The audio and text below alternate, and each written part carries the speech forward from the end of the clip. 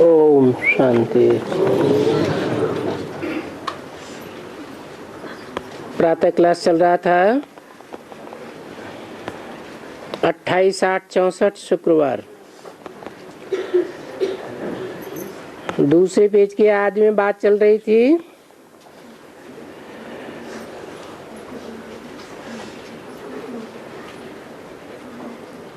अभी ऐसा कोई दूसरा सत्संग नहीं होगा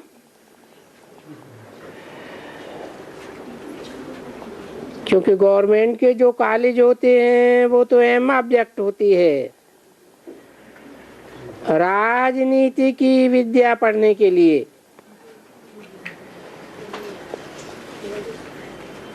ऐसा तो कोई सत्संग नहीं होगा जहां वो समझते हैं हम ईश्वर के गले में पड़े हैं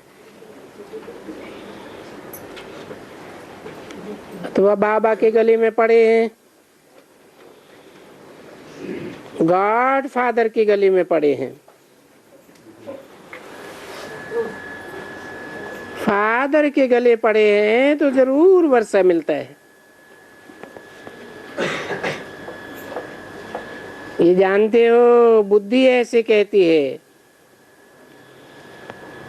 आत्मा में मन बुद्धि है ना, तो बुद्धि कहती है, समझती है, फिर कहती है। पहले संकल्प आते हैं, पीछे कर्मेंद्रियों से कहा जाता है। बरोबर हम बाबा के बने हुए हैं और बाबा के ही अंतिम जन्म में होकर के रहेंगे और फिर बाप से वर्षा लेंगे क्योंकि गॉड फादर है ना। कभी भी किसको तुम लोग समझाओ कि तुमको नॉलेज है गॉड फादर की, ऐसे ही पूछते हैं, सिर्फ कहने से ही झट कहेंगे गॉड इज सर्वव्यापी। अंग्रेजी में ओमनी प्रेजेंट कहेंगे। गॉड फादर परमपिता आत्मा कहती है तो पिता तो कहेंगे ना। अगर सर्वव्यापी कहें तो तुम परम पिता कैसे कह सकते हो? क्योंकि परम पिता तो एक ही होगा ना। तुम पिता कहते हो और फिर क्या बच्चे में पिता आ गया? ये तो नहीं हो सकता है। पिता तो कह ही देते हैं, हर एक से पूछो तो कहेंगे बरोबर परम पिता या गॉड फादर। अभी फादर किसने कहा? फिर फादर कह करके सर्वव्यापी कहना ऐसे तो बिल्कुल रॉन्ग हो जाता है। देखो ये बच्चे हैं, बाबा कहेंगे बच्चे भले 5-7 हैं, तो ऐसे नहीं कह सकते बाबा तुम सर्वव्यापी हो। क्या तुम बच्चे में बाबा बैठ गया? ये तो हो नहीं सकता है। बातें बहुत समझो और किससे भी पूछो तो खाली गॉड कह देते हैं। फादर नहीं कहने से मुझ पड़ते हैं। बोलो, अरे भगवान को जानते हो? बस कह देंगे यहाँ जानते हैं, सर्वव्यापी है। अगर उनको तुम कहो कि परमपिता परमात्मा को जानते हो, क्योंकि पिता तो मुख से कहते हैं ना, पिता फिर मेरे में है, ये कैसे हो सकेगा?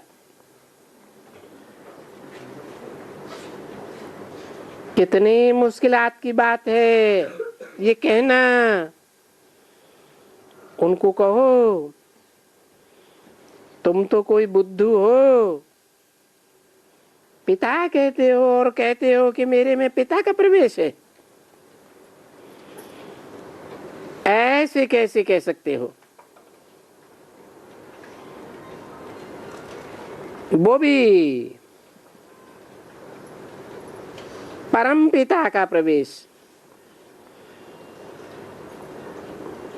तुम आत्मा ही तो हो और कहते हो कि पिता मेरे में है। ऐसे तुम थोड़े ही कहेंगे कि पिता आंसू में, बच्चा आंसू में, पिता ही ठहरा। ऐसे तो हो नहीं सकता है, क्योंकि मुख से तो कहते हैं पिता। अब पिता कौन कह सकते हैं? बच्चा। भले कोई बूढ़ा भी हो तो भी जब पिता कहेगा जरूर बाप को कहते हैं पिता। अब पिता कह करके अगर कह देवे मेरे में पिता है, अरे पिता पुत्र में ये कैसे हो सकता है? वो तो आत्मा है ना, वो आत्मा उनको पिता कहती है।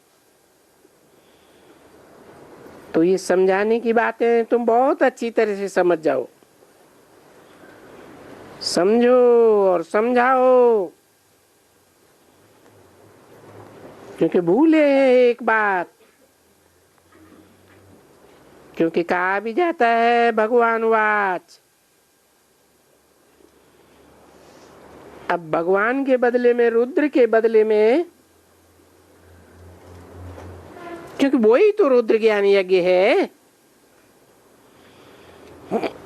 रुद्र निराकार और वो साकार।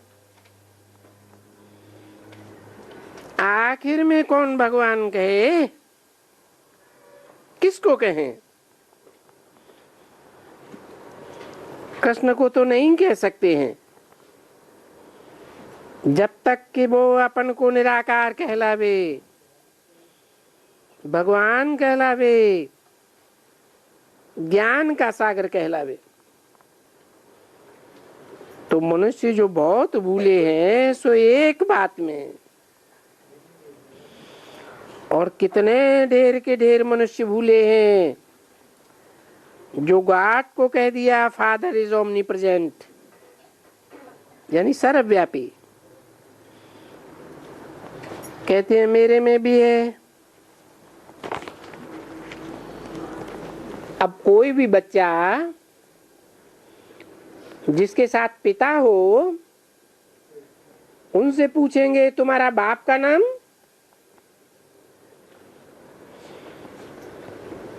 तो बता देंगे। कहाँ रहते हैं? अरे बाप तो घर में ही रहते हैं और कहाँ रहेंगे? कोई इस घर में नहीं,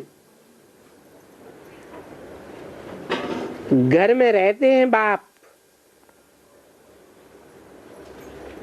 अभी बाप इस बेहद के घर में आया हुआ है।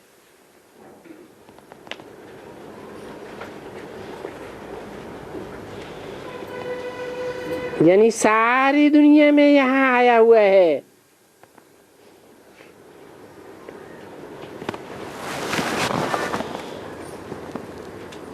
और उनका विराजमान कहाँ है? कहेंगे यहाँ विराजमान है।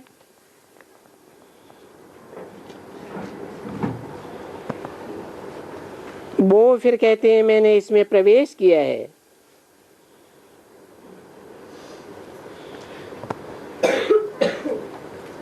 28 8 64 की वाणी का तीसरा पेज। 5वीं लाइन समझो, कोई ब्राह्मण को खिलाते हैं,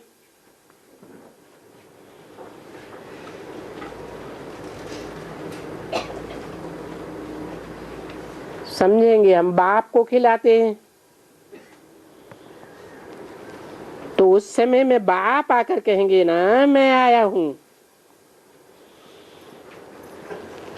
मैंने इस ब्राह्मण में प्रवेश किया है, मेरे से कुछ पूछना हो तो पूछो।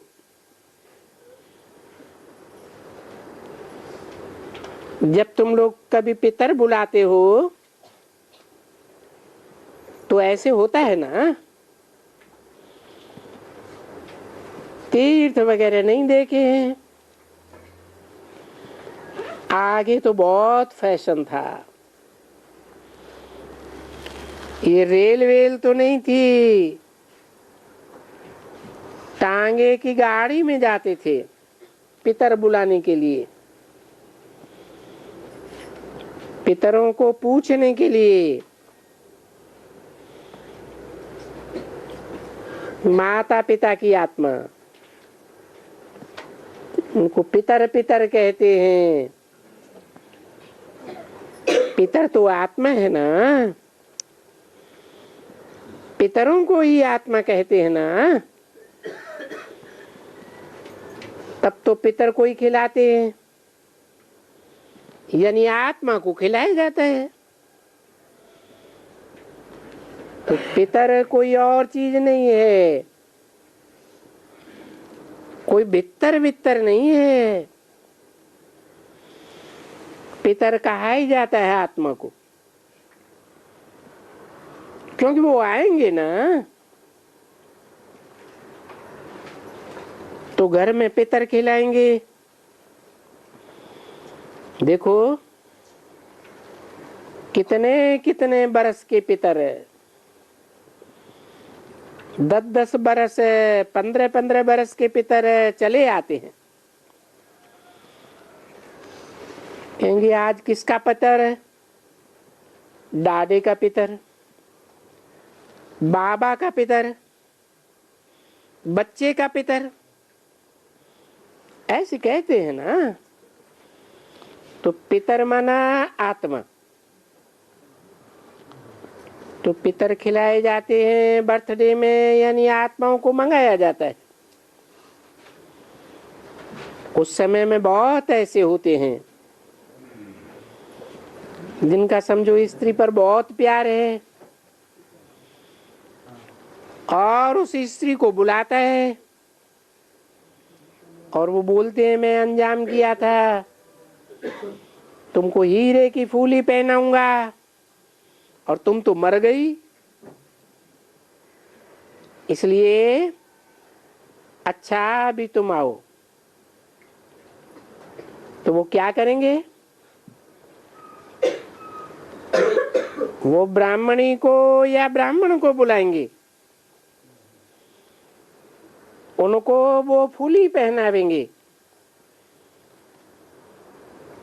क्योंकि कहेंगे समझेंगे वो हमारी स्त्री की सोल है,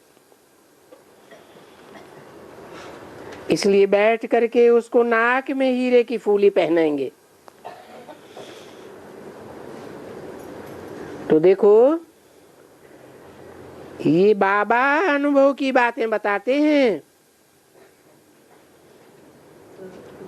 अरे पर वो तो तुमने पितर को बुलाया, आत्मा को बुलाया, शरीर थोड़े ही आया। परंतु भारत में ये रिवाज है और कोई दूसरे शहरों में ये रिवाज नहीं है। क्यों है? क्योंकि भारत में ही वो ज्योति बिंदु आत्मा जो बेहद का पितर है,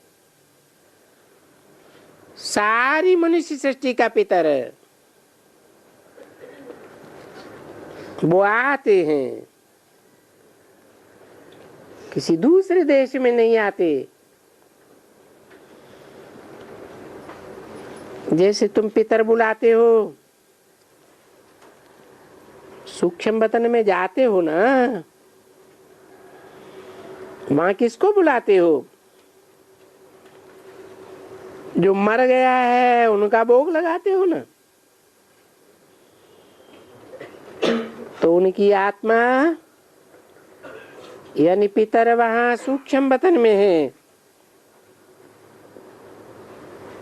तो पितर यहाँ बुलाना होता है, परंतु नहीं,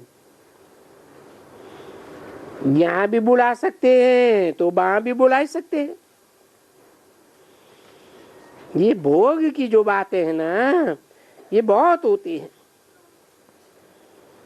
उनको इनका पता नहीं रहता है ये क्या करते हैं,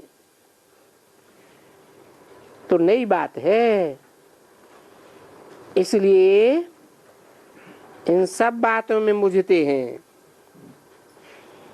जब तक अच्छी तरह से समझ जाए तब तक मनुष्यों को बड़े संशय पड़ते हैं कि ये क्या होता है।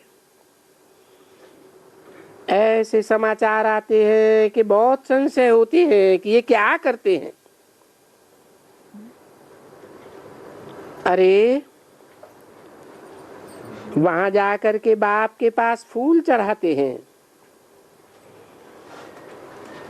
पितर आएगा तो माला नहीं चढ़ाएंगे,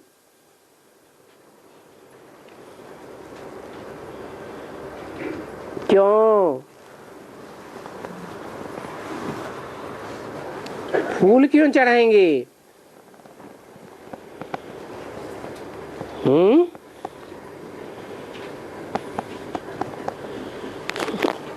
क्योंकि पितर जो भी थे पहले शरीरधारी थे, उनका अपना शरीर था। वो पितर कोई माला रूपी संगठन नहीं बनाते हैं। कौन बनाते हैं? माला रूपी संगठन तो बेहद का बाप परमपिता परमात्मा जिन्हें कहा जाता है वो ही बनाते।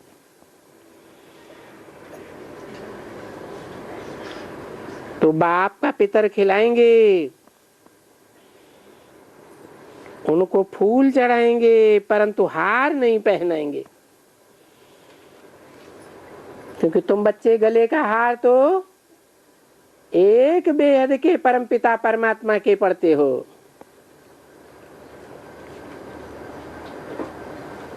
ब्राह्मण को पहले पहनाते हैं। तो ये वहां बैठ करके उनको हार पहनाती है, ये करती है तो करते हैं ना। तो ब्राह्मणों की यहाँ की भोग लगाने की भी रस्म रिवाज कैसी है? नहीं तो टिकाने में सब में भोग लगाते हैं। मंदिर में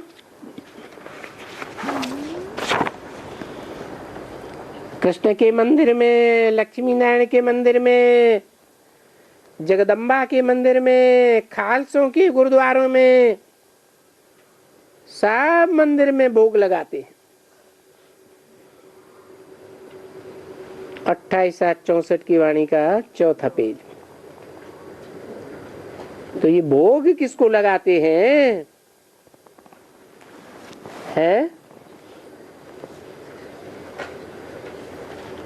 आत्मा जो जन्म मरण के चक्र में आती है, शरीर धारण करती है, उसको लगाते हैं, या परमपिता परमात्मा शिव जो जन्म मरण के चक्र में नहीं आते हैं उनको लगाते हैं? भोग किसको लगाते हैं? साकार शरीरधारियों को भोग लगाया जाता है, क्योंकि जो शरीर धारण करने वाली आत्माएं होती हैं वो सब भोगी होती हैं, और परमपिता परमात्मा शिव वो तो अभोक्ता है। तो पूछते हैं किसका पितर है? भले गुरु नानक की आत्मा को, वो कहाँ है? वो तो बेचारे नहीं जानते, नहीं समझते हैं। अभी तुम तो सब जान सकते हो ना कि बरोबर अभी जो सभी बड़े बड़े हैं जिन्होंने धर्म स्थापन किया हुआ है, इनको धर्म स्थापक ही कहें। फिर वो सब इस समय में कहाँ हैं? यहीं इसी सृष्टि में है, क्योंकि पिछाड़ी में है बड़े बड़े मुख्य।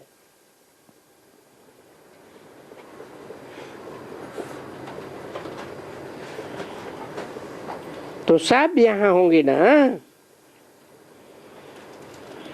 जैसे बाबा कहते हैं कि इन द्वारा भी ब्राह्मण धर्म स्थापन करते हैं। किन द्वारा है? इन द्वारा, माना एक नहीं है, दो हैं। राम और कृष्ण की आत्माओं के द्वारा ब्राह्मण धर्म स्थापन करते हैं।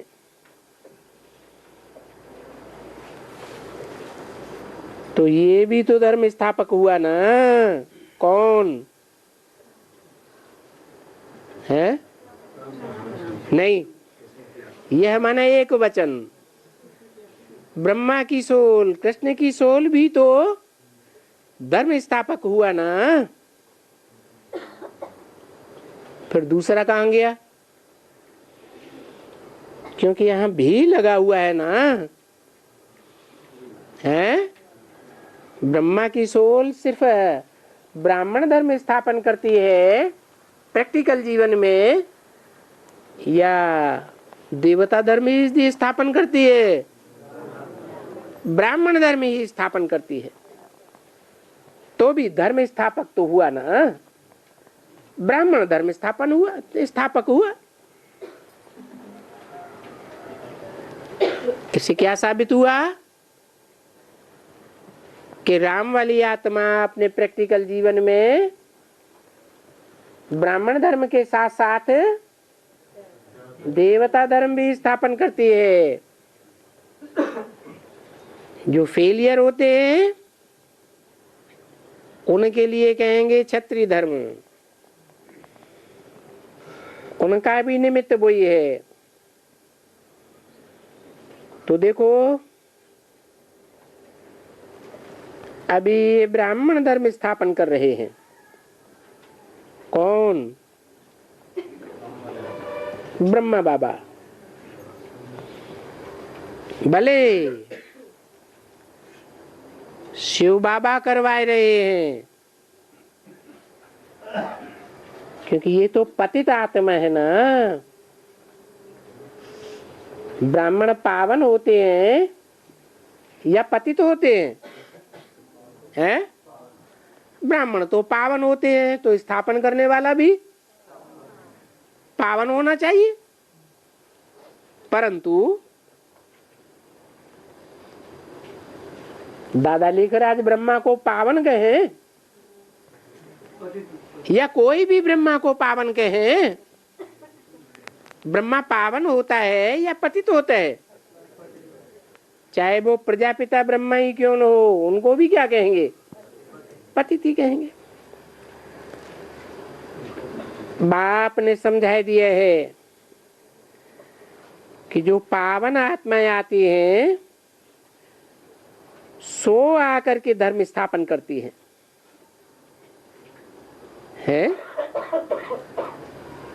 चाहे इस्लाम धर्म स्थापन करने कोई आया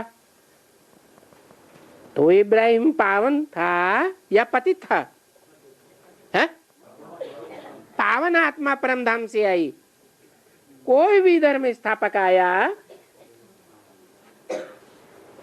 चाहे बुद्ध आया, परम धाम से डायरेक्ट आया ना, तो वो आत्मा पावन थी या पतित थी? पावन आत्मा ही धर्म स्थापन कर सकती है। तो ब्राह्मण धर्म भी वास्तव में कौन स्थापन करता है? हैं? क्या कहेंगे? शिव बाप। शिव बाप ही ब्राह्मण धर्म स्थापन करते हैं, वो ही देवता धर्म स्थापन करते हैं, और वो ही क्षत्रिय धर्म भी स्थापन करते हैं। शिव बाप आकर के 3 धर्मों की स्थापना करते हैं।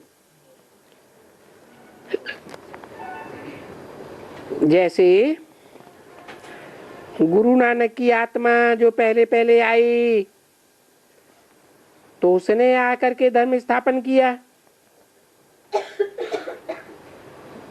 तो वो पवित्र आएगा ना। अभी उस आत्मा को जो पवित्र आती है, उनको सतो प्रधान से सतो रजो तमो से गुजरना पड़ता है। इस समय में तो सब कब्र दाखिल हैं। क्या मतलब हुआ? कब्र माने मिट्टी में दबे हुए हैं क्या? हैं? नहीं, देवान की मिट्टी में सब दब गए हैं। कोई भी धर्म पिताएं हो, कितनी भी ऊंची आत्माएं हो, इस अंतिम जन्म में आकर सब कब्र दाखिल हो जाते। ये भी कब्र दाखिल है ना। कौन? ये ब्रह्मा भी देह अभिमान की क्या? देह अभिमान की मिट्टी में इसकी आत्मा दबी हुई है। देह अभिमान की मिट्टी में दबी हुई है, ये कैसे कहें? इसका क्या प्रूफ है?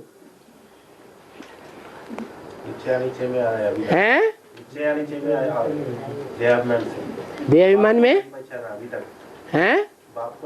वो अभी की बात छोड़ दो, जिस समय वाणी चलाई जा रही उस समय की बात करो। उस समय भी संस्था का नाम ब्रह्मा, प्रजापिता का नाम नहीं जोड़ा, संस्था का नाम पर। हाँ, देह अभिमान में आया कि ये तो मेरा भागीदार तो है, लेकिन मेरा मैनेजर था, नौकर था, ये कैसे भगवान हो सकता है? तो देवान आया ना, तो ये भी कब्र दाखिल है ना।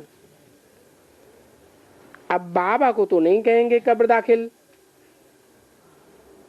क्या कहा है? किसको नहीं कहेंगे? हैं? बाबा को। बाबा किसको कहा जाता है?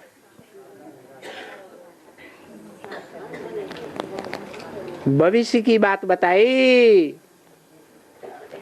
अभी बाबा को तो नहीं कहेंगे कब्र दाखिल, कहेंगे।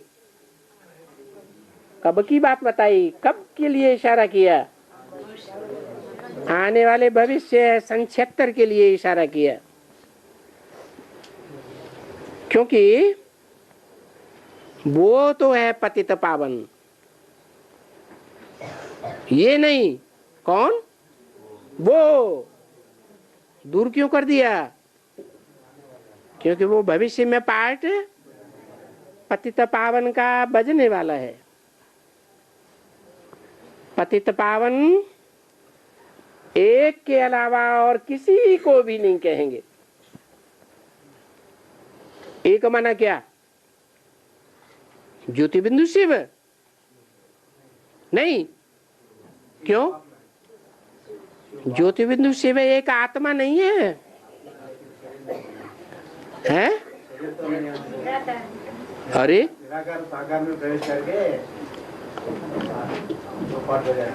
जो निराकार शिव है, ज्योति बिंदु है, जिसकी बिंदु का ही नाम शिव है, वो पतित पावन नहीं हो सकता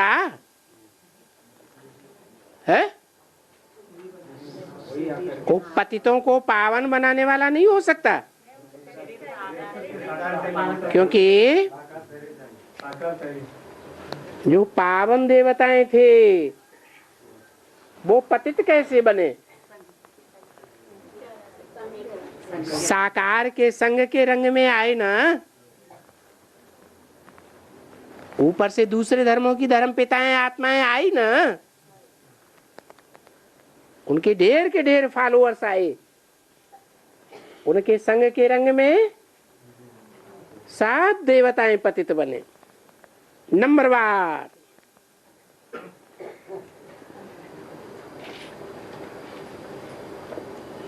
तो बताया इस सृष्टि पर एक का ही पार्ट है, ये नहीं कहेंगे बिंदु का पार्ट है। बिंदु भी पार्ट क्या फुदक फुदक के बजाएगा? बजाएगा नहीं। कैसे बजाएगा? कोई ना कोई शरीर का आधार लेकर के बजाएगा। जिस शरीर का आधार लेके बजाएगा उस शरीर के अंदर कहा जाएगा कि पतित पावन शिव बाबा, साकार में निराकार। उस एक के अलावा और किसी को पतित पावन नहीं कहेंगे।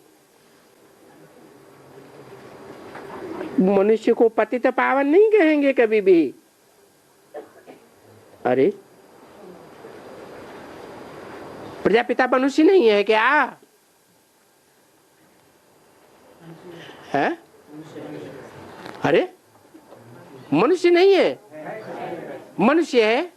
बाबा ने तो कहा मनुष्य को पतित पावन कभी नहीं कहेंगे। हैं?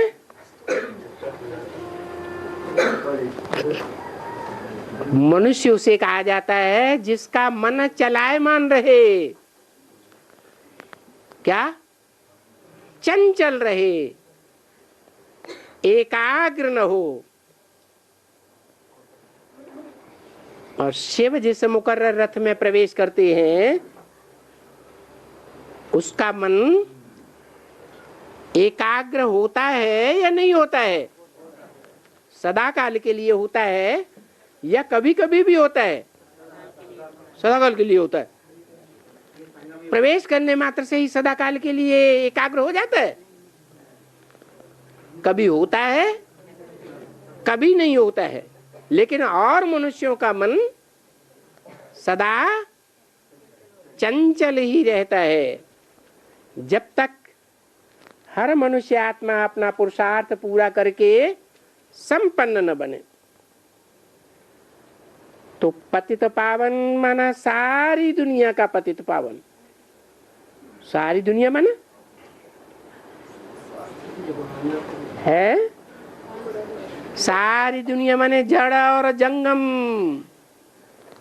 चैतन्य और जड़ सृष्टि, सब पावन बनेंगे।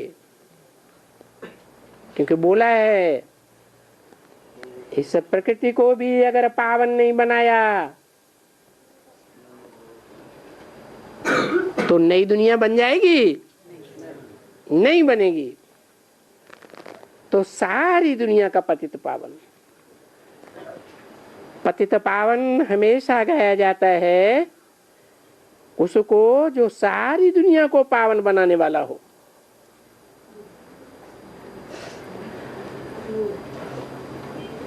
सारी दुनिया क्यों कहा?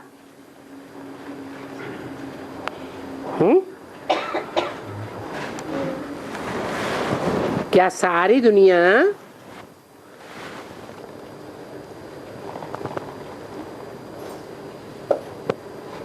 एक ही बाप के संसर्ग संपर्क संबंध में आएगी? है? 500-700 करोड़ मनुष्य आत्माएं एक ही मुकर्रर रथधारी जिसमें शिव प्रवेश करते हैं उसके संसर्ग में संपर्क में संबंध में आएगी? आएगी? नहीं आएगी। कौन आएंगे? जो भी सूर्यवंशी हैं, कौन से वंशी? जो सूर्यवंशी 4.5 लाख है, वो अपने साकार शरीर के साथ एक ज्ञान सूर्य के संसर्ग संपर्क संबंध में आएंगे।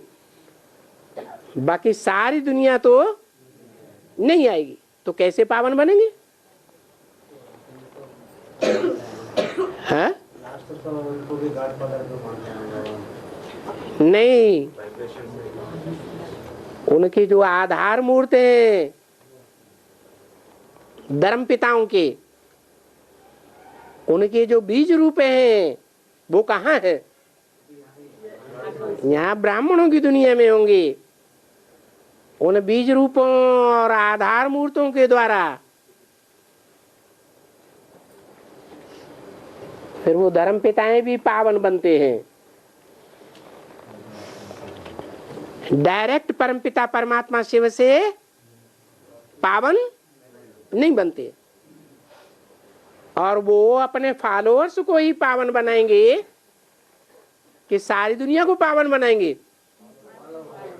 वो सिर्फ अपने अपने फॉलोअर्स को ही पावन बनाएंगे, सारी दुनिया को पावन नहीं बनाएंगे।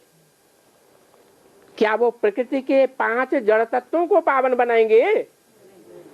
हैं? नहीं बनाएंगे। क्यों? हैं? क्योंकि अगर वो प्रकृति के 5 जड़ तत्वों को पावन बनाया होता तो वो खुद के शरीर के 5 तत्वों को भी तो पावन बनाए लेते। संगम में बनाते हैं? नहीं बनाते। वो तो पतित के पतित शरीर ही रह जाते हैं और उन शरीरों को यहीं छोड़ना पड़ता है। तो जो खुद के ही 5 तत्वों के शरीर को पावन नहीं बना सकता, वो फिर औरों को पावन कैसे बनाएगा? इस सृष्टि के 5 जड़ तत्वों को पावन बनाने वाले सिर्फ बाप के डायरेक्ट संपर्क संसर्ग संबंध में आने वाले ही बच्चे हैं। और संपर्क में संबंध में बिंदु की याद से कहा जाता है, या शरीर की कर्मेंद्रियों के साथ संबंध होता है तब कहा जाता है। संबंध माना समान बंधन, सम माने समान और सम माना संपूर्ण। शरीर की कर्मेंद्रियों का भी बंधन संपूर्ण हो, मन का भी बंधन संपूर्ण हो, दृष्टि और वृत्ति का भी संपूर्ण बंधन हो।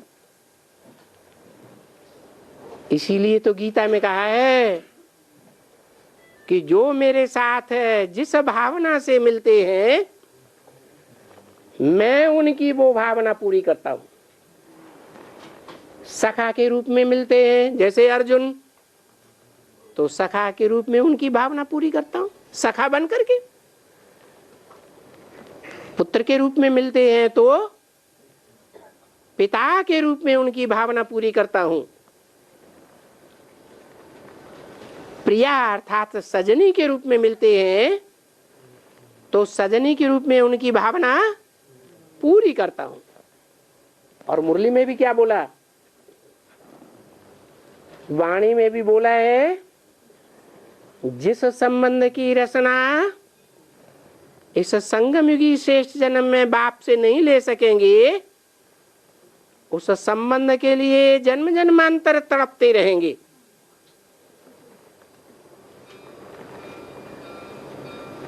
तो वो रचना कैसे लेते हैं? बिंदु को याद करके लेते हैं, और धर्म पिताएं और उनके फॉलोअर्स बिंदु को याद करते हैं, और भारतवासी साकार में निराकार को याद करते हैं। सखा माने मित्र।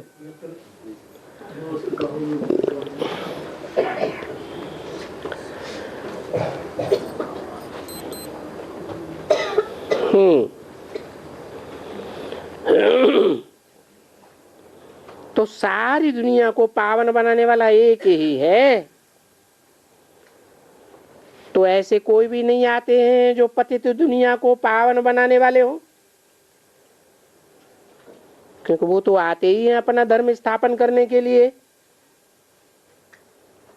कि पतितों को पावन बनाने के लिए हैं, और आते हैं तो दुनिया को पावन बनाते हैं कि और ही दुनिया पतित होती जाती है। दुनिया तो और ही पतित होती जाती है। बाबा, हाँ जी। आधार मूर्त भी पतित है और हैं? आधार मूर्त जो ऊपर से आने वाला आत्मा तो पावन है, जो नीचे है वो पतित ही है। वो भी पतित है। उन पतितों के संग में ही वो ऊपर से आने वाली पावन आत्मा पतित बनती है ना। किसके संग के रंग में पतित बनती है? हैं? वो पतित के संग में ही पतित बनती है। मना जिन आत्माओं में प्रवेश होता है ऊपर से आने वाले धर्म पिताओं का या उनके फॉलोअर्स का, जो ऊपर से आने वाली आत्माएं पावन है, वो पावरफुल है या कमजोर है? और प्रवेश किसमें करती है? कमजोर आत्मा में प्रवेश करती है। उनमें कमजोरी कब आई है? नहीं, उनमें कमजोरी भरी है संगम युग में। संगम युग में वो बाप के संसर्ग संपर्क में आने की हिम्मत नहीं जुटा पाई।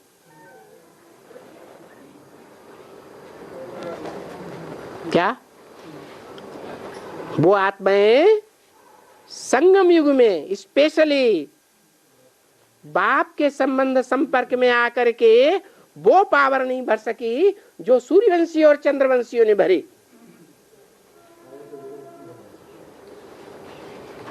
अगर भर ली होती तो उनमें वो धर्म पिताएं प्रवेश ही नहीं कर सकते। कर सकते? प्रवेश ही नहीं कर सकते। जैसे समझो इस्लाम धर्म की आधार मूर्त और बीज रूप आत्मा है, कोई होगी ना, है? जो इस्लाम धर्म का आधार मूर्त है वो सतयुग में सेकंड नारायण बनेगा या नहीं बनेगा? दूसरे नंबर का नारायण। वो आधार मूर्त है, उसको भी जन्म देने वाला कोई बीज होगा कि नहीं? कोई बीज है। तो जो आधार मूर्त है उसका एक जन्म कम हो गया, चौथाई कला कम हो गई। हो गई या नहीं हो गई? कम हो गई। वो कमी उस धर्म पिता के संग के रंग में भी पहुंच जाती है। वो धर्म पिता कितने भी पावरफुल हो,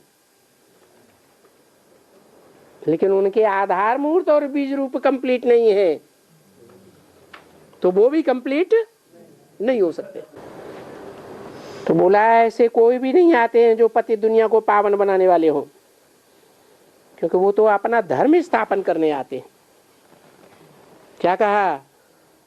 धर्म माने धारणा। वो अपनी ही धारणाएं स्थापन करते हैं। बाप ने जो धारणाएं स्थापन कराई हैं आकर के उन बातों पर ध्यान नहीं देते। वो जो पावन आत्माएं वहां हैं परम धाम में, समझो गुरु नानक की है, क्राइस्ट की है, तो वहां क्रिश्चियन धर्म की सभी आत्माओं का सिजरा है उनके साथ। वहां ये ब्रांच है, जैसे इसमें सूक्ष्म वतन में दिखलाया है ना। तो देखो वो आत्माएं वहां रहती हैं। फिर वो क्राइस्ट आया तो फिर सब उनके पिछाड़ी आते रहेंगे, उनके फॉलोअर्स आते रहेंगे और वृद्धि को पाते रहेंगे। अभी ऐसे थोड़े ही कहेंगे कि वो कोई पतित दुनिया को पावन बनाने आते हैं। आते हैं, दुनिया तो और ही पतित होती जाती है, पावन बनाने नहीं आते। वो तो आते हैं अपना रिलीजन स्थापन करने, धर्म स्थापन करने, अपनी ही धारणाएं अपने फॉलोअर्स की बुद्धि में थोपते हैं और उन फॉलोअर्स को वो धारणाएं अच्छी लगती है।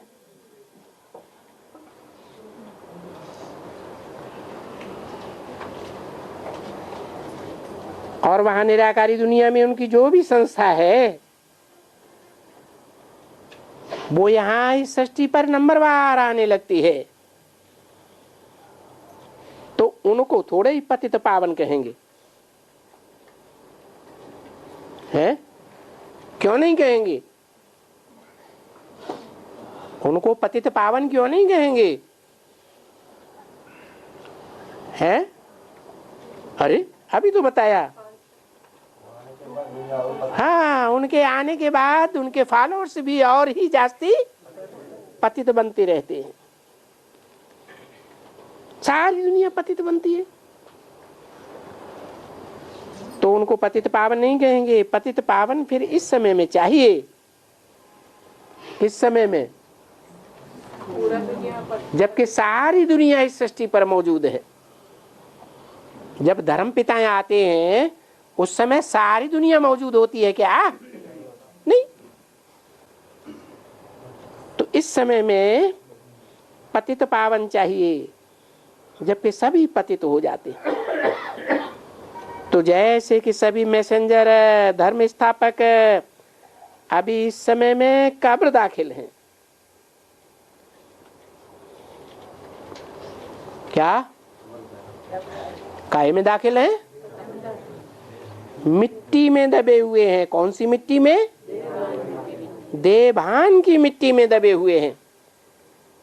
अच्छा, शिव बाप जिसमें आते हैं, जिस मुकर्रर रथ में, वो देवभान की मिट्टी में नहीं दबा हुआ है? है? हाँ, वो भी है।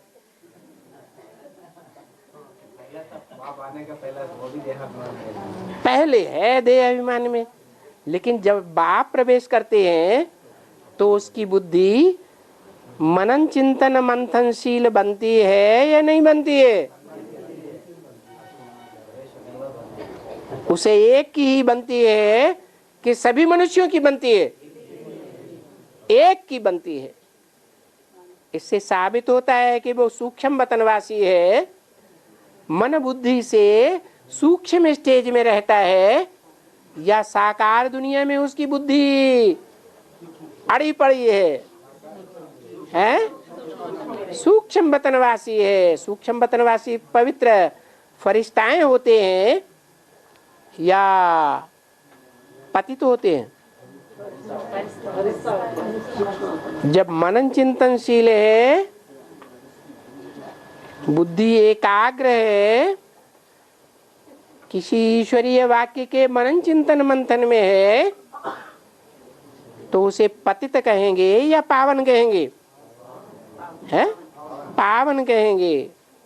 मन मत पर है या मनुष्यों की मत पर है या शास्त्रों की मत पर है, तो पतित कहेंगे या पावन कहेंगे? तो पतित कहेंगे।